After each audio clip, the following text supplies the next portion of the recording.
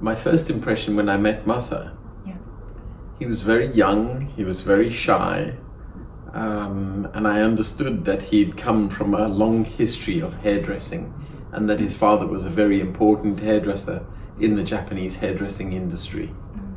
And I think evolving with Masa was really interesting, and again, it was really organic. He just got to the point one day where he got the confidence to be himself, and he wasn't in his father's shadow anymore, he wasn't in my shadow, he was just himself.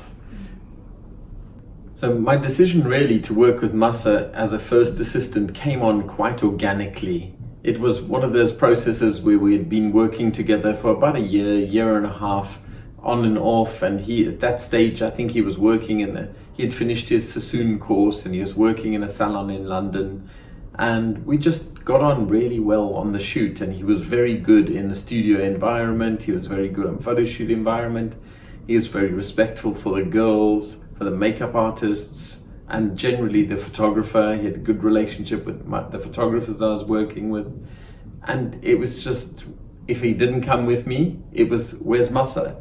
So it came about quite organically, and at a certain point, it wasn't even a discussion. He just came into number one position, and then I think we stayed working together thereafter for about 10 years, on and off, and really, there was, the assistant line blurs very, very fast when you're working in photo shoots and shows, etc. A first assistant is not really an assistant anymore. It's an extension of yourself and your ability.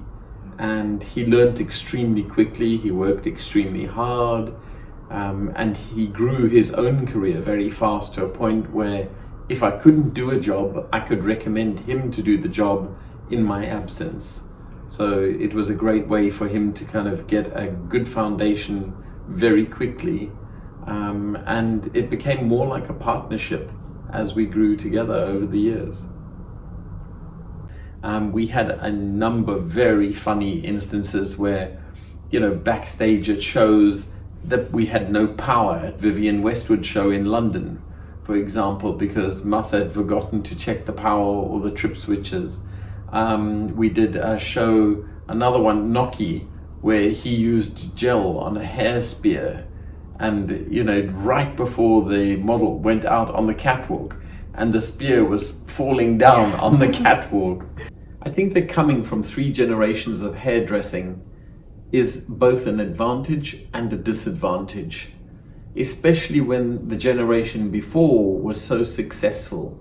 It puts a lot of pressure on you as an individual, unnecessary pressure, and it means that you have to grow very fast, maybe faster than you need to grow or you can grow.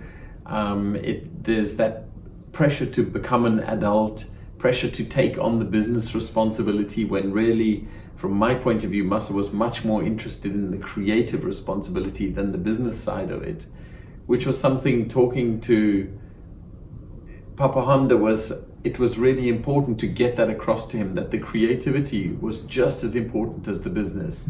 That if the creativity was good and solid, that the business would take care of itself. I think, 3 generations is quite significant. I hope he's working on the next generation. You are both working on the next generation.